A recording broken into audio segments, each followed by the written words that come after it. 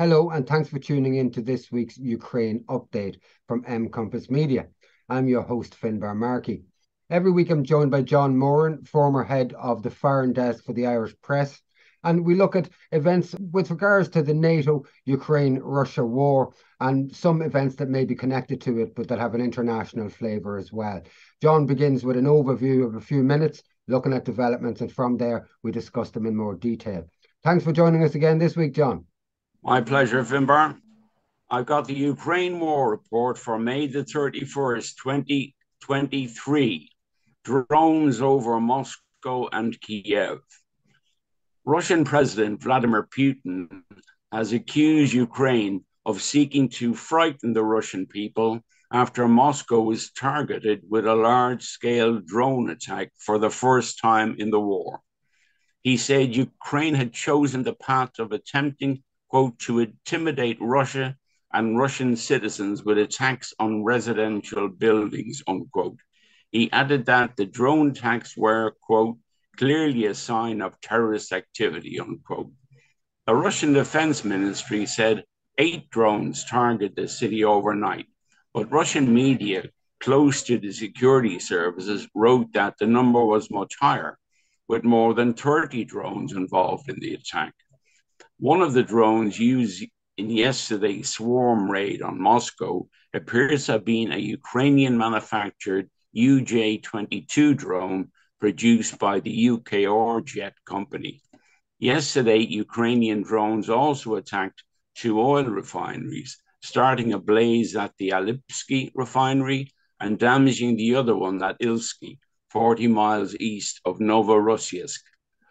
After British Foreign Secretary James Cleverly said Ukraine had a right to attack Moscow, Russian Security Council Deputy Chair Dmitry Medvedev said that Britain was Moscow's, quote, eternal enemy, unquote, and that any British officials who facilitate the war in Ukraine could be considered legitimate military targets.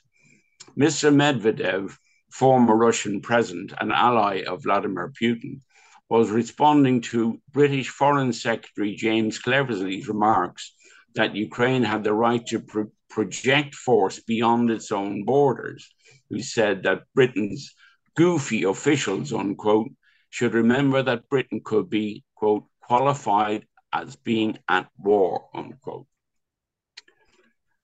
Let's get the spring offensive done. So it's farewell then to the long-awaited Ukrainian spring offensive, as any sign of it now is harder to find than a needle in a haystack. Must it now become a summer offensive, or even a winter offensive, or none at all? Well, the very wet spring has been reasonably pointed to as the cause of the delay, alongside a need to bolster weapons and munition supplies for the offensive. But another factor is in play, the fear that should the offensive fail badly, Western donors will lose their appetite for handing over any more money and materiel and simply stop supporting Ukraine. Whatever the reasons for the failure to launch an offensive until now, a summer offensive could only be a matter of days away. The ground is hard again, huge weapons and ammunition transfers have now been made. Fear of failure is now the only factor preventing it. Deterrence by denial. EU Commission President Ursula von der Leyen suggested NATO members should give Ukraine security guarantees in the form of, quote, deterrence by denial, unquote, as a way of helping it defend itself short of NATO membership. This can happen by providing, quote, military equipment that can fortify Ukraine against future Russian attacks, she said during a security conference in Bratislava, Slovakia. She stressed there needs to be certainty that, quote, Ukraine's friends will be there for the long term, unquote. Von der Leyen also repeated her earlier position opposing any peace plan for Ukraine, other than Zelensky's, until all Russian troops and equipment are withdrawn from Ukraine. Meanwhile, Ukraine's capital, Kiev, faced its 4th air raid in 24 hours today, It had been widely reported that Ukraine's SBU Secret Service building in the city was attacked. Kiev Mayor Vitaly Klitschko also said that 20 residents were evacuated from a damaged building. One person died in the strike after being hit by falling masonry. Grain grumbles. Restriction on grain imports from Ukraine into the EU would need to be extended, the EU Agriculture Commissioner Janusz Wojciechowski said yesterday, despite opposition from Kiev. The restrictions were implemented after complaints from Eastern EU countries that a surplus of Ukrainian grain was driving down local prices and affecting local farmers. Russia destroys Ukraine's latest warship. Ukraine's last warship, the Yuri Oliferenko, was attacked in the Black Sea port of Odessa on Monday and destroyed, according to a statement released today from the Russian Ministry of Defense. The warship was a medium-sized landing ship for troops and vehicles. A military spokesman in Kiev declined to comment. 5 killed in shelling. 5 people have been killed and 19 injured in the Ukrainian shelling of a village in Russian-occupied Luhansk province, according to local media. That's a great brief overview, John. Let's look at some of those things in more detail. First of all, the attack on Moscow by some Russian drones. Now, there's 2 different stories here. There's the Ukrainian story that they sent over 25 drones and that most of those drones got through. There's the Russian story that they sent over between 5 and 8 drones and that Russia took most of those drones down. What was the point in this attack? It seems to, again, just be for imagery, for headlines, but there's no actual solid military reasoning behind it, is there? Well, they're really about just having some space in the press to cover for a very heavy attack by Russia on Kiev over 3 nights, which were the biggest attacks on the city since the start of the war. During those attacks, the SBU headquarters was successfully attacked, and that would be a huge blow to the Ukrainians. But this would have been planned before that. So you can have these events prepared beforehand for an outcome like a bad military defeat, when you can have one of these demonstrations, shall we say, to give the impression of an equivalence in terms of military prowess. I have read some articles suggesting, from some people who've been monitoring the situation, suggesting that this will actually just further strengthen the resolve of the Russian people and the Russian government to start getting more heavy-handed in Ukraine and try to bring it to an end quicker. In terms of the Kiev attacks themselves, John, this SBU building was taken out. There are reports that the head of the Ukrainian intelligence services was taken out or was killed. One of the reasons this information started to go around was just after the attacks, they put out some promos about him. And it would appear that Ukrainian authorities have a habit when somebody has been killed or seriously injured, somebody important, that they have these pre-prepared videos that they put out trying to, show that this person is still alive. But there was also a mini earthquake in Kiev, I believe, because a few kilometers outside of Kiev, a good few kilometers outside of Kiev, there was an underground ammo dump hit. And apparently it registered 2.5 on the Richter scale in Kiev. Yes, well, if they had somewhere as big as that, if they had a store as big as that, it would have been somewhere in that part of the country. And from there, they would have distributed this stuff around the country.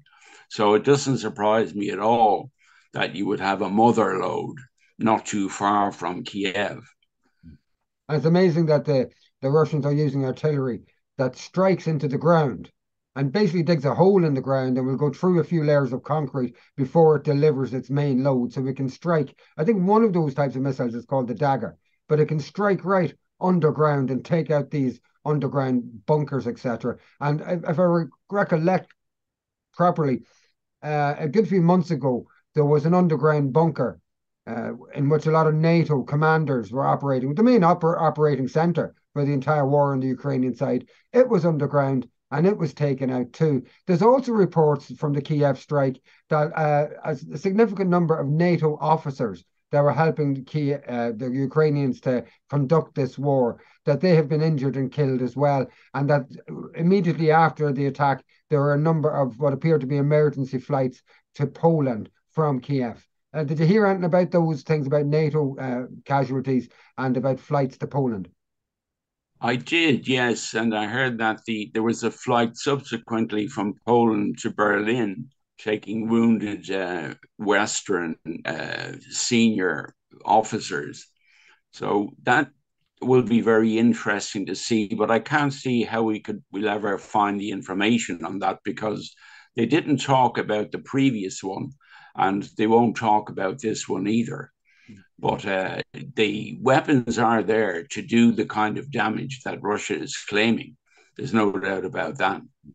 And apparently a lot of bloggers and just general social media users have been arrested in Kiev because they shared images of the attack and the aftermath of the attack. And in Ukraine, it's against the law to show any images that might reveal the outcomes of attacks and attacks themselves. And a part of that is to keep the information hidden from the Ukrainian people so that they'll keep on supporting this war. Though it does appear there's very little support in the war. Last week, John, we showed a poll in Ireland from an Ipsos poll that showed that 87% of the Irish people are in support of negotiated peace in Ukraine and a ceasefire in Ukraine. And some of the politicos in Ireland, the government-orientated, NATO, EU-orientated politicos, were very annoyed by the outcome of this poll and were trying to say that it was worded badly and things like that.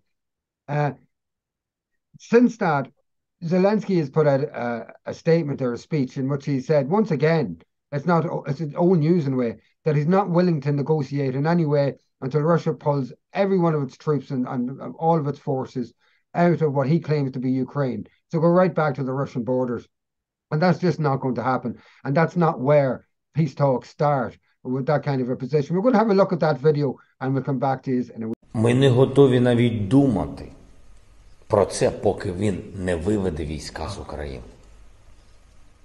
Спочатку вони повинні вивести війська з України, а потім вже ми повинні думати над форматом, як далі з ними говорити, в якому форматі, з ким, хто повинен бути свідком, хто з ким в цілому можна говорити з тієї сторони, коли довіри ніякої немає. Тому перш за все, вони повинні вийти, щоб говорити про дипломатію, вийти з усіх наших незалежних територій.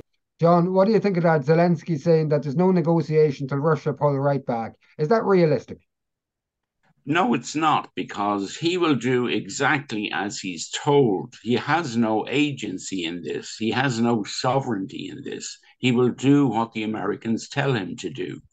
And if they decide, as some reports had suggested in the past 24 hours, that there was a G7 plan to try and get Zelensky to peace negotiations. Now, the only way that could happen is if, according to Zelensky, is if the Russians leave, and that's not going to happen. So the only other way it could happen would be if he accepts the de facto situations on the ground. And he has also stated that he's not going to accept that nobody was going to accept a frozen war. There are rumors that Zelensky is almost afraid to go home at this stage, that a lot of people at this stage have it in for him. Have you come across those rumors? Yes, I mean, there've been a lot of that. I mean, since the attack on Moscow, the first attack, the 2 drones over Moscow, which the Russians saw as a potential attempt to kill President Putin, he was scared stiff after that, and he spent the next couple of weeks traveling around different parts of Europe. You couldn't find him in Kiev at all. I strongly suspect that he is living in fear because he knows these Kinzhal missiles can get him no matter where he is. And he also knows that there are eyes in Kiev who will be only too happy to give information with regard to his presence. And we have the report from Seymour Hersh, couldn't be a more reliable journalist than Seymour Hersh, about him and his friends, literally him personally and his personal friends, skimming $400 million from fuel funding that came from the United States and other countries into Ukraine to fund military fuel. And they've skimmed that off the top, so he seems to have a lot of enemies. And he just, my point is, he doesn't seem to be in Ukraine since, as you say, that first Moscow attack. He's always somewhere else. In Ukraine itself, I've come across a story in Scotland Online, which is a website, and it's talking about pre-trial investigations into treason charges against Zelensky. So let's just have a look at them very briefly. So this is the story from Scotland Online. Zelensky to be investigated for high treason by Ukraine State Bureau of Investigation. The Peshers District Court of Kiev issued a ruling to oblige the Ukrainian State Bureau of Investigation to start a pre-trial investigation in connection with the possible treason of Ukrainian President Vladimir Zelensky. Former Verkhovna Rada deputy Gio Leros said on May 30th in his Telegram channel. He cited a photograph of a copy of the ruling of the Peshers District Court of Kiev, by which the court obliges the State Bureau of Investigation to conduct a pre-trial investigation at the request of Leros. In his message on the Telegram channel, the deputy clarified that the court ordered to initiate a criminal case against Zelensky and co. under Article 111 of the Criminal Code of Ukraine, high treason. So I looked into this a little bit more. It seemed quite wishy-washy to me. I'd like to see more detail. It seems like it's maybe a stone being thrown from afar by a deputy, and the stone that's not going to go anywhere. But we will look at it further because, as we mentioned earlier, it appears that the ducks have been lined up to take Zelensky out if he's not willing to move. Take Zelensky out both at an international political level, from European leaders in particular, but also to take him out internally as well, because he seems to be beholden to the most extreme elements in Ukraine that are willing to sacrifice half the population of Ukraine for a cause that becomes more doubtful by the day. What do you make of these pre-trial investigations in relation to treason on Zelensky, John? They're very interesting, but my immediate thought would be there's no way these charges would ever have gone anywhere unless Zelensky was happy with it. I'd be very surprised if this prosecutor would bring anything forward. Like, treason is a very serious charge, and I'd be surprised if they isn't another reason behind this. Although I do appreciate your point, and it's very possible that is the case. But I just don't trust anything that happens in Kiev to be on face value for what it is. Well, the allegations involve apparently his appointments of members of, is it the FBS, to become head of the intelligence services and head of the SBU, and the numbers of lives that were lost because of personal preferences as opposed to what was right for Ukraine. So listen, all I'm saying is, although it looks like a stone being thrown from afar right now and that it may not go too far, if Zelensky's enemies come together and decide that they want him gone internally, this is the type of thing that they might use, because to really get rid of Zelensky, they'll have to accuse him of something very, very serious. And treason is something that's bandied about in Ukraine willy-nilly, but the punishment for it on the streets of Ukraine, on the streets of Kiev and other cities, you get tied to poles, you get beaten up just for speaking the Russian language. That they accuse you of treason for that. So we'll just watch this space anyway, and don't be surprised. It's well worth watching. It's something I certainly wouldn't discount. Yeah. Just looking at Che Bowes, who's an Irish commentator, used to be involved with, I think, Village magazine, and had links with Paddy Cosgrave, the Web Summit organizer. Che put out a tweet today with regards to what's happening in Ukraine. We'll just have a brief look at that tweet now. So here's that tweet from Che Bose. In 2014, Poroshenko, who launched the assault on his own people, said, "We will have support for children and pensioners. They won't. Our children will go to schools and kindergartens. Their children will sit in basements." Here's a picture of Poroshenko hiding in a basement in Kiev in 2023. And I think the point of this story, isn't it, John, that Poroshenko made a famous speech a number of years ago. And that's a quote from it that Che Bose gave. And he was talking about the fact that the people of East Ukraine, in other words, the Russian speakers, will have nothing if their plans are culminated. And that the people of West Ukraine will live with a quality of life far above those of the East. And this is the kind of language that spurred on the people of the East to want autonomy from Kiev. Absolutely. I mean, you can tell from the way he talks, he has an absolute distaste for the people of Donbass, which is awful. And that distaste was translated on the ground into horrendous violence against the people of Donbass. And his particular comments about the children in the basement, I mean, I tweeted that today myself to show the contrast between himself making that statement and himself finding himself in a basement too. I thought it was a particularly sweet irony. Yeah. Poroshenko, for people who don't know, was the first president that was essentially installed by the United States government after the coup in Kiev in 2013/14. And so Poroshenko was installed by the US government. And it was around that time that, in fact, you know something? We have that speech here, that section of that speech. We're going to show it to you now because we have a few trolls on Twitter that have dedicated themselves to having a go at myself and John. I'm sure they're going to be watching this. But just so that anybody who comes across the troll and wants to check out, are we really people who just make things up and stuff like that, they'll see this video for themselves. Back to you in 1 minute, folks. Тому що у нас робота буде, у них немає. У нас пенсії будуть, у них немає. У нас піклування під дітей, під людей, під пенсіонерів, під дітей буде, у них немає. У нас діти підуть до школи, до дитячих садків. У них вони будуть сидіти в підвалах. Бо вони нічого не вміють робити. І так, і саме так ми виграємо цю війну. And John, that was Poroshenko, but I've seen on primetime Ukrainian TV much stronger language than that, where people were talking about creating living space, as the Germans would have put it, and that the population there was a waste of time and that they should be moved on. Language like that, very, very nationalist German type language from the 1930s and the 40s. Oh, yes. I mean, I've heard language such as all the people of the Donbass should be eliminated because they were subhuman. This is the kind of language that you heard.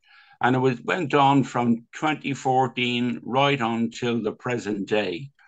Unfortunately, nobody in the West was interested enough at the time of what was going on in Donbass.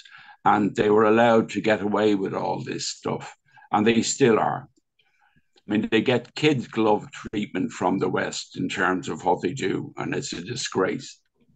And you see videos out there of children being taught horrific anti-Russian language and that to kill Russians and things like this. And this is before the military operation that started last year. Camps dedicated, what are essentially fascist or Nazi camps for children, training children, or brainwashing children into the Nazi ideology as well. John, we're going to finish up with two videos that I took off online over the last couple of days. The first video we'll look at, it's only for a few seconds, and it's a video of Ukrainian troops firing artillery shells from somebody's back garden in what is clearly an urban residential area. And I just want to see what your take on this is after that video.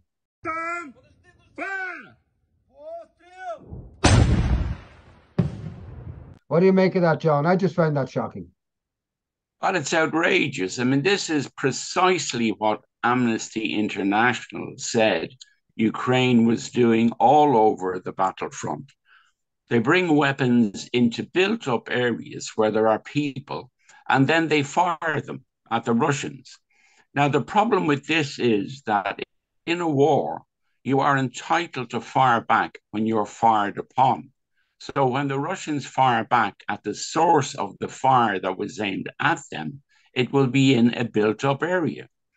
So it's a war crime to use civilians, to hide behind civilians, to fight in a war. Yeah. And again, I think what brought that video home for me was doing it under a parasol. You could imagine the family when they bought that parasol and they put it up and the kids playing in the wee small yard that they have. And that domestic scene has been turned into the scene that we just witnessed. On a final note, John, we also have a rather upsetting video. We show them every so often. They regularly come out of Ukraine. This is again a video of Ukrainian nationalists and the military, I suppose, in some respects, tying people to poles, singing the Ukrainian national anthem. We'll have a look at this. We'll come back in a minute.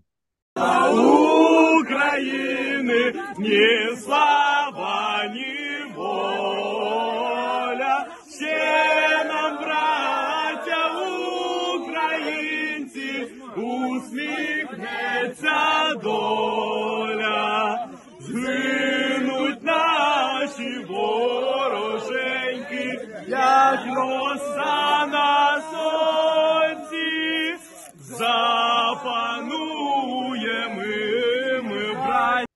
It's hard to tell when that video was made. I'd say it's recent enough. Again, John, we've commented on these videos regularly. We won't dwell on it too long, other than to say that this is still going on. What do you make of that? It's just such a horrible cultural artifact. It seems like it came from the Middle Ages or somewhere. The intent is to punish and to humiliate the individual who is caught by a gang of people. If you allow stuff like that to go on in your public sphere, then anything is possible. Yeah, it's mob rule, isn't it? Mob rule is exactly what it is. Yeah. Folks, that's all from Ukraine Update for this week. Thanks for tuning in. Like, share, subscribe where you can, and tune in again next week. I'm just going to finish up asking John, what do you think we should look out for over the coming week? Well, the first I'd look at is the likelihood of a Ukrainian offensive beginning. That's one, because it could start at any moment. Secondly, I'd keep an eye on Mariinka for a major Russian move, because the Akhmat army is ready to be deployed there after a long break. And it is likely that Mariinka will be to the battle-hardened Chechen Akhmat forces what Artemovsk was to the Wagner group. Thirdly, I would say look out for new Russian weapons. I've just done that Chechen comment and the Akhmat forces. Their performance in Mariupol, I watched videos of them under fire. Rather than blowing up buildings and destroying them because there might be residents in them, whilst the Ukrainian forces are using those buildings for firing points, climbing up 10, 15, 20-story buildings using ladders that they emplace themselves with pins under fire and getting in bathroom windows 10, 20 stories up whilst they're under fire. I just thought it's a pity this has to happen at all. But in terms of the toughness of these guys, these are the toughest of the toughest. Yeah, the Chechens, the soldiers will tell you that the Chechens are the toughest of the toughest. Yeah. They're a formidable force. Yeah.